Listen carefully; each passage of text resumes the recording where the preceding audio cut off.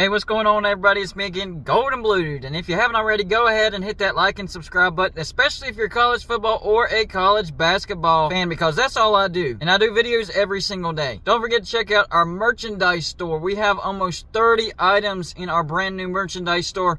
We have shoes, sandals, hats, shirts, jackets, hoodies, you name it. We got it. So go check it out. I'll leave the link in the description of this video. Support Golden Blue Dude through PayPal. And right now, every cent from now until March 11th will go towards getting Joey from northern West Virginia to Pigeon Forge, Tennessee. And you know, with gas prices, it's going to be an expensive trip, so every little bit helps. And today I decided to wear the coonskin hat because the Slob Olympics are only a couple days away. One of the reasons why I want Joey with me to give y'all some great footage. And since it's getting closer to game day, I thought that I'd wear the coonskin hat and try to get more game ready. But anyways, we're going to talk about the ACC today, and specifically what ESPN thinks about the ACC.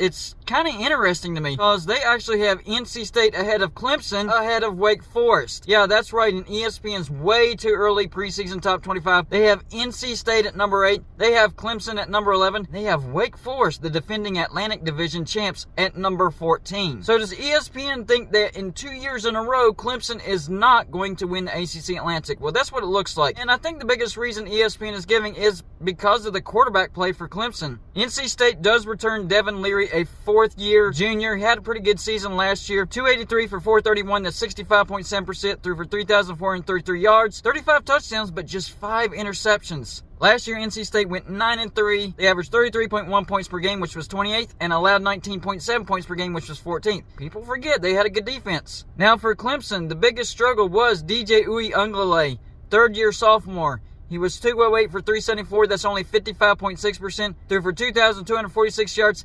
9 touchdowns, just 9 touchdowns, and 10 interceptions, so more interceptions than touchdowns. And this guy was supposed to be the next great quarterback to come out of Clemson.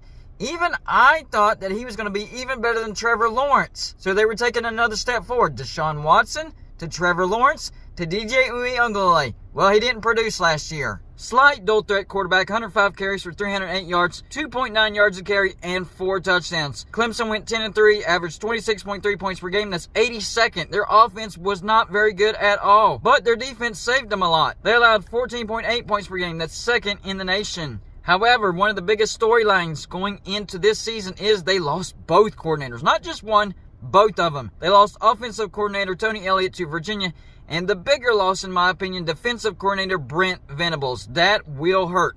I don't know to what extent, but it's going to hurt. I'm telling you right now, Clemson fans, that's going to hurt. I mean, it was your defense that saved you last year, and Brent Venables was that defense. You saw Brent Venables out on the field.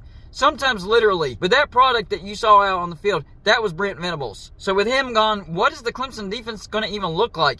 And can the offense get better enough to kind of cover up that transition? I don't know. Another interesting storyline for Clemson is, can freshman Cade Klubnik, I like the name, by the way, can he overtake DJ Uiagalelei for that starting quarterback, whether it's in the spring or whether it's in the regular season? I think it's a possibility. He's highly touted, and DJ had a horrible year last year. NC State did beat Clemson last year. That is a feather in their cap. But Clemson beat Wake Forest, so that's a feather in their cap. And what's the deal with disrespecting Wake Forest? Although I have to admit, I did it myself because I'm picking Wake Forest to finish third. But anyways, let's focus on ESPN. This isn't about me. This is about ESPN. They're basically picking Wake Forest to finish third as well. And to them, it really comes down to losing their best pass rusher, Luigi Villan, and their defensive leader, Luke Masterson. Is that enough to drop Wake Forest from first to third or lower? Because their offense is going to be basically the same. Sam Hartman, their quarterback, had an amazing year last year. He's coming back. Most of his offensive weapons are going to be back. And their biggest issue was defense. So maybe I'm thinking that ESPN thinks that as bad as their defense was last year,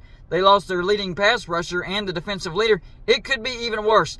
Although I'm really not sure how much worse the defense could get. And let's face it, we're not used to Wake Forest having success. So most of us are thinking last year was a fluke for Wake Forest. I'll fall into that category. I can't lie. Wake Forest is not known for sustaining success. So can they have back-to-back years of great success?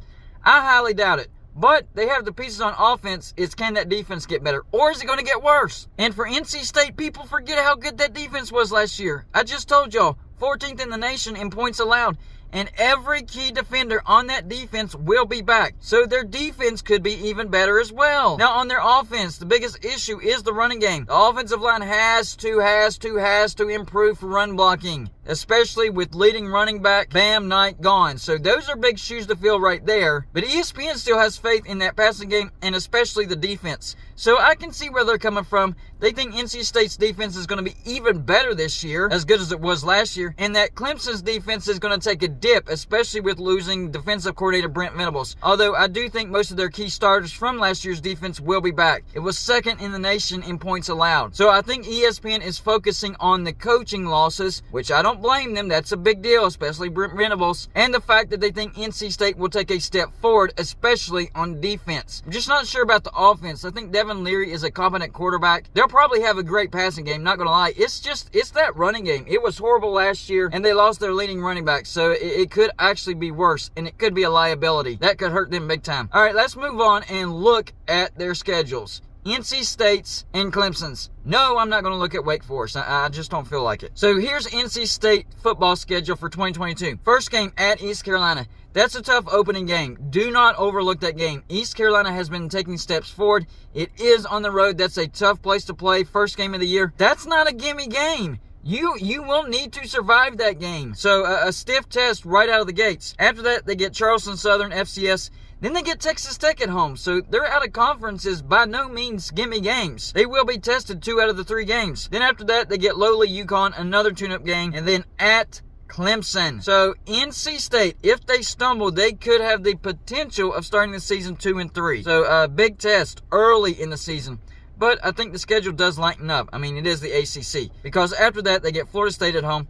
At Syracuse, that could be tricky because Syracuse can beat people they're not supposed to beat at home. After that, Virginia Tech at home. They do get Wake Forest at home, Boston College at home, and then they finish the year at Louisville and at North Carolina. That is one of the trickiest schedules in the ACC right now. Tested right out of the gates at the beginning. A 5-game stretch where they could potentially go 2-3 if things go wrong. And then they end the year with 2 tricky road games. So NC State will be tested. That's a tricky schedule. Now let's look at Clemson's 2022 football schedule. Starting off the season at Georgia Tech. Man, if the Yellow Jackets were better, then that could be worrisome. But I don't think Georgia Tech's a bowl team this year. They might sniff one, but I don't think they're quite there. After that, a tune-up game against FCS Furman. Then they get Louisiana Tech at home. Then a road trip to Wake Forest. That is going to be one of their big games of the year. I mean, Wake Forest did win the Atlantic. It is on the road. Circle that game, Clemson fans. It's an important one. Right after that, they get NC State at home. So they better make sure they get up for 2 games in a row. Road trip to Wake Forest and then a home game against NC State. After that, 2 road trips at Boston College, at Florida State. I really don't see any issues with that. They get Syracuse at home. I think that's a good thing for Clemson. They've had issues in the dome. After that, at Notre Dame.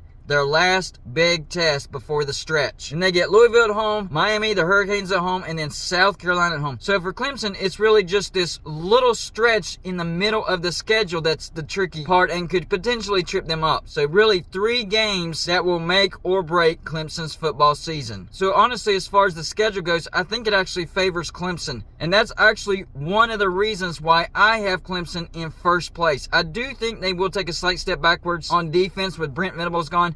But I think their offense improves. And they get NC State at home. So y'all let me know in the comments section, how do you have these 3 teams ranked in the Atlantic? NC State, Wake Forest, and Clemson. And of course, I'll give you my opinion on your opinion. That's all I got for you for this show. Like and subscribe if you haven't already. And I'll see you on my next show.